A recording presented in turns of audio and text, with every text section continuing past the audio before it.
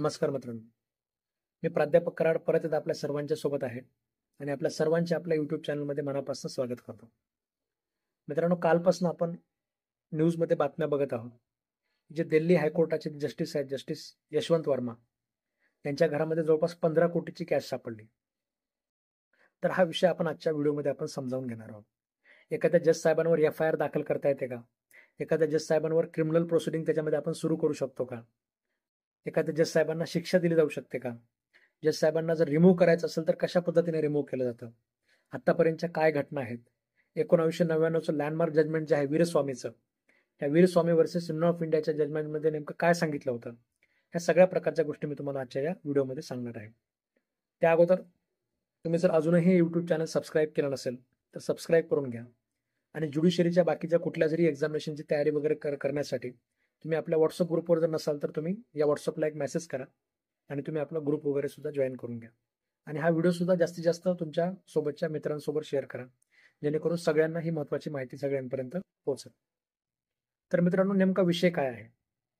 तर हायकोर्टाचे जस्टिस यशवंत वर्मा हे घराच्या बाहेर गेले होते. घरामध्ये आग लागली होती आणि आग लागल्यानंतर फायर ब्रिगेड आलं. साहजिकच आग लागल्यानंतर ते लोक घरात जाऊन बघतात काय झालं ते, आग विझवण्याचा प्रयत्न करतात. आणि ते आग विझवायला गेल्यानंतर त्यांच्या लक्षात आलं की घरामध्ये जे जळत होते, घरामध्ये पैसे सुद्धा जळत होते. नोटांचा, पैशांचा मोठाच्या मोठा ढीग त्यांना तिथे सापडला. हा ढिगामध्ये पैसे किती होते? तर जवळपास 15 कोटी रुपये होते असं त्याच्यामध्ये बोललं जातं. आता ह्याच्यावर सुद्धा बऱ्याच त्याच्यामध्ये लोकांनी पलटी मारली. सुरुवातीला एक सांगितलं, पुन्हा त्याच्यानंतर दुसरं सांगितलं आणि हे सुद्धा विषय त्याच्यामध्ये दाबण्याचा प्रयत्न करण्यात आला.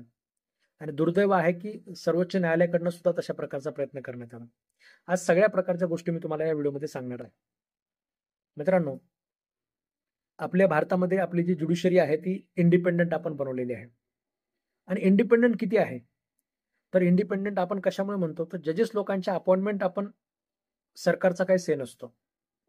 जजेस लोकांच्याच नाहीत, जजेस लोकांचे स्वतःचे जेवढे काही लोक कोर्टामध्ये कामाला असतात, ठीक आहे, ज्याच्यामध्ये ज्युडिशरीचे लॉ क्लर्क असू द्या, जजेस लोकांचे असिस्टंट असू द्या, ठीक आहे, जजेस लोकांचे दुसरं कोणी लोक जे आहेत, ठीक आहे, म्हणजे कोर्टात काम करणारे जे सगळे लोक आहेत, इव्हन पिऊन असू द्या, ठीक आहे, म्हणजे काम करणारा सेवक सुद्धा जो आहे तो कोर्टाच्या परमिशन शिवाय अपॉइंट होत नाही. प्रत्येक गोष्टीमध्ये कोर्टाची चलती आहे. का? तर दुसरा एखादा सरकारचा माणूस कुणीतरी आपले माणसं अपॉइंट करेल, कोर्टावर म्हणजे नजर ठेवेल, कोर्टावर दबाव आणण्याचा प्रयत्न केला जाईल, ठीक आहे, कोर्टाचं कंडक्ट पार्लमेंटमध्ये सुद्धा डिस्कस करायचं नाही. अशा प्रकारे आपण त्याच्यामध्ये ज्युडिशरीला इंडिपेंडंट आपण ठेवलेलं आहे. मग एवढं इंडिपेंडंट कशासाठी ठेवलेलं आहे की बाकीचे सगळे लोक जे काही समजा दलिंदरपणा करतील, काही करप्शन करतील, त्या सगळ्यांवर नियंत्रण ठेवण्यासाठी ज्युडिशरी इंडिपेंडंट ठेवलेली आहे.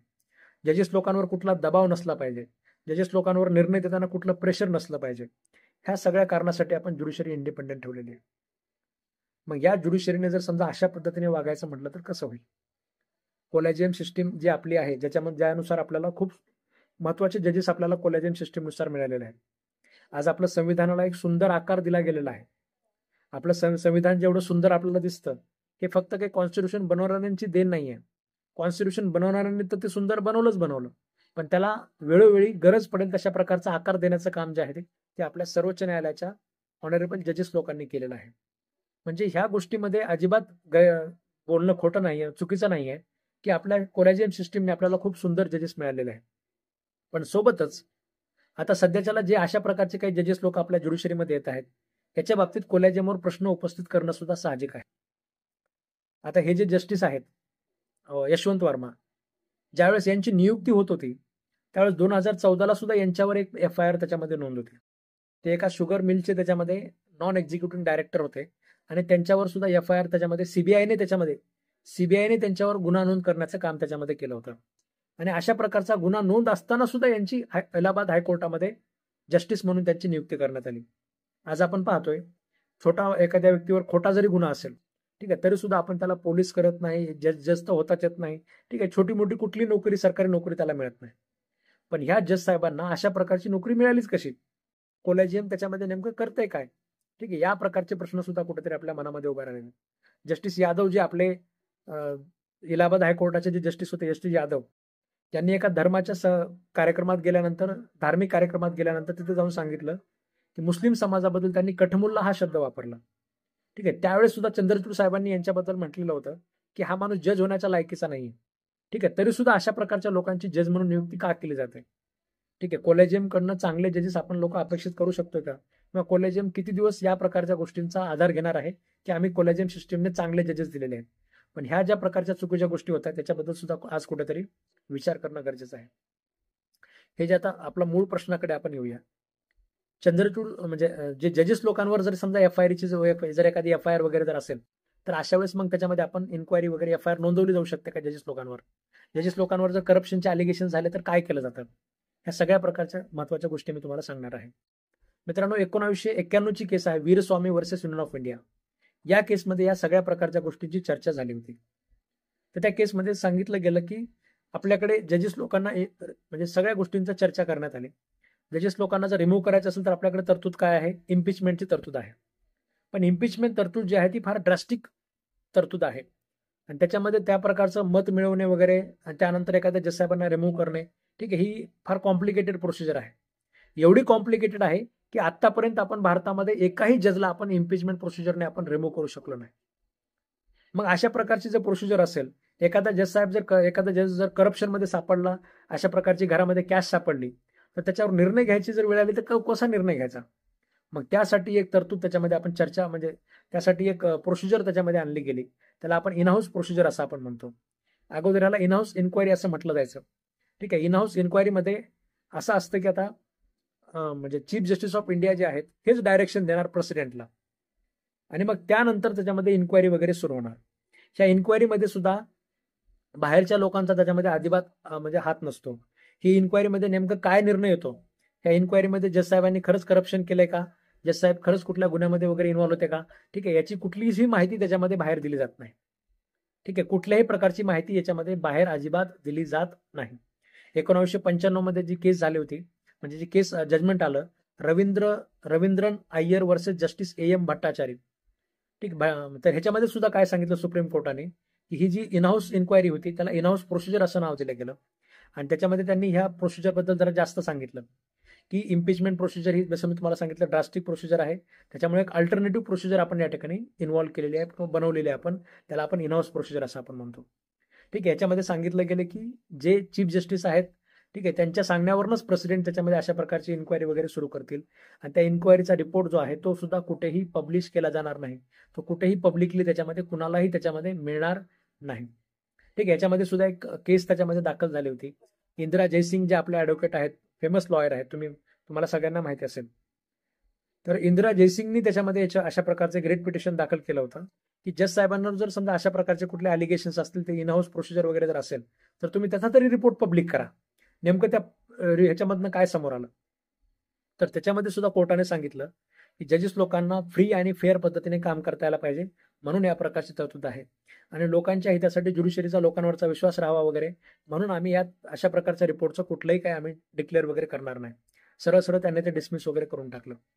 म्हणजे आज घडीला एखाद्या जज साहेबांवर जर तुम्हाला करप्शनचे चार्जेस लावायचे असतील, तुम्ही एफआयआर नोंदवू शकता का? तर त्याचं उत्तर आहे नाही. ठीक आहे, तुम्ही त्याच्यामध्ये त्यांच्या विरोधात क्रिमिनल प्रोसिडिंग सुरू करू शकता नाही. ठीक आहे, त्याच्यासाठी एकच तरतूद आहे की सीजीआय त्याचं दखल घेतील आणि सीजीआय प्रेसिडेंटला सांगतील, त्यानंतर इनहाऊस प्रोसिजरमध्ये इन्क्वायरी केली जाईल. आता ही जी घटना आहे 14 मार्चची आहे. जी घटना घडली 14 मार्चची आहे, त्या 14 मार्चच्या घटनेचा आज आपण चर्चा करतो कारण त्याची इतके दिवस प्रोसिजर सुरू होती. ठीक आहे, ह्याच्यानंतर सुद्धा काय असं झालं, मी जसं तुम्हाला म्हटलं की सुप्रीम कोर्ट याच्यावर पडदा घालण्याचं काम करतंय. त्याच्या मागचं कारण म्हणजे की अगोदर आता या जज साहेबांना शिक्षा काय दिली गेली?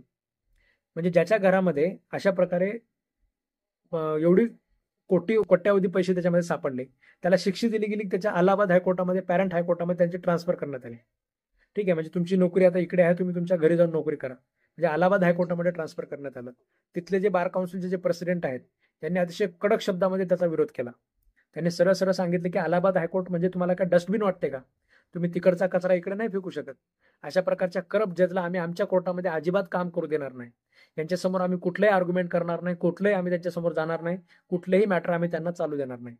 अशा कडक शब्दात ज्यावेळेस प्रेसिडेंटने त्यावेळेस त्यांचा विरोध केला, त्यानंतर ह्या गोष्टीला त्याच्यामध्ये जास्त चर्चा सुरू झाली. सगळे न्यूज मीडियाने याला उचलल्यासारखं झालं. मग ऑनरेबल सुप्रीम कोर्टाने क्लेरिफिकेशन दिलं की आम्ही यांची ट्रान्सफर जे आहे, लोकांमध्ये सगळीकडे मिसइन्फॉर्मेशन वगैरे पसरत आहे, आम्ही आमची ट्रान्सफर करप्शनमुळे करतोय. तर असं अजिबात नाही आहे. त्यांची ट्रान्सफर आम्ही करप्शनमुळे नाही तर रुटीन ट्रान्सफर आम्ही करतोय, असं क्लेरिफिकेशन ऑनरेबल सुप्रीम कोर्टाला द्यावं लागलं. आणि तो जो फायर ब्रिगेडचा जो ऑफिसर होता, जो आग विझवायला त्यांच्या घरामध्ये गेला, त्याने बघितलं की ते 15 कोटी त्याच्यामध्ये पैसे आहेत. आणि त्यानंतर त्याने सांगितलं की पण 15 कोटी आहेत. आणि त्यानंतर त्याने पण त्याचं स्टेटमेंट बदललं की मी असं काही म्हटलो नाही, पैसे वगैरे आहेत किंवा असे काही 15 कोटी वगैरे नाही आहेत, असे काही पैसे आम्हाला सापडले नाहीत. म्हणजे तो व्यक्ती सुद्धा स्टेटमेंट बदलतो. सुप्रीम कोर्ट अशा प्रकारे क्लिअरिफिकेशन देतं. म्हणजे जज साहेबांना वाचवण्यासाठी जो प्रयत्न त्याच्यामध्ये चालला जातोय, ठीक आहे, हा सुद्धा कुठेतरी एक प्रकारे संशयित आहे. लोकांचा ज्युडिशरीवरचा जो विश्वास आहे तो कुठेतरी अशा घटनांमुळे त्याच्यामध्ये कमी होत चाललेला आहे. ठीक आहे, तर कोलॅजियमला सुद्धा एक कुठेतरी विचार करणं गरजेचं आहे. म्हणजे कुठल्या ज्याची ट्रान्सफर जरी करायची असेल तरी सुद्धा कोलॅजियमच करावं लागतं. ठीक आहे, कोलॅजियमनंच ते सांगावं लागतं. नवीन जज अपॉइंट करायचं असेल तरी सुद्धा कोलॅजियमनंच करावं लागतं. ठीक आहे, आणि FIR असलेले जजेस लोक अपॉइंट करताय तुम्ही, थोडंसं आता कोलॅजियमला सुद्धा कुठेतरी विचार करण्याची गरज आहे. मित्रांनो, हा जो आता अशा प्रकारचा जो म्हणजे आपल्या मूळ प्रश्नाकडे त्याच्यामध्ये येऊया. इन हाऊस प्रोसिजरमध्ये जर समजा हे सिद्ध झालं की ह्या जज साहेबांनी काहीतरी करप्शन केलेलं आहे, यांनी पैसे अशा पद्धतीने कमवलेले आहेत, मग त्याच्यानंतर तुम्ही काय निर्णय घेऊ शकता? आता जज साहेबांना काढायचं कसं, तर इम्पिचमेंट प्रोसिजरने. तर त्याच्याबद्दलचं या केसमध्ये सांगण्यात आलेलं आहे की पहिला ऑप्शन जो आहे तो तुम्ही काय करणार, तर जज साहेबांना तुम्ही ऍडवाइस करणार, सल्ला देणार, काय की तुम्ही स्वतःहून त्याच्यामध्ये व्हॉलंटरली रिटायरमेंट घ्या. आता ते माणूसाने व्हॉलंटरी रिटायरमेंट घेतलं तर ठीक आहे, पण तो जर व्हॉलंटरी रिटायरमेंट घेत नसेल तर दुसरा ऑप्शन यांच्याकडे काय असतो? दुसरा ऑप्शन की ते म्हणजे सांगणार, म्हणजे तिथले जे चीफ जस्टिस आहेत त्यांना सांगणार की यांना कुठलाही बिझनेस वगैरे देऊ नका, कुठलाही मॅटर यांच्याकडे चालू नका. ठीक आहे, म्हणजे मास्टर ऑफ रोस्टर्स आपण म्हणतो चीफ जस्टिस यांना.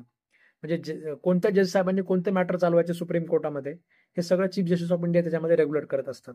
तर त्यांना फक्त मग मॅटर वगैरे दिले जाणार नाही, त्यांच्यासमोर कुठल्याही प्रकारचं प्रोसिडिंग वगैरे होणार नाही. ही झालं त्याच्यामध्ये दुसरं ऑप्शन. आणि तिसरं ऑप्शन मग त्यांना इम्पिचमेंट करण्यासाठी त्याच्यामध्ये प्रेसिडेंटला वगैरे सांगितलं जाईल.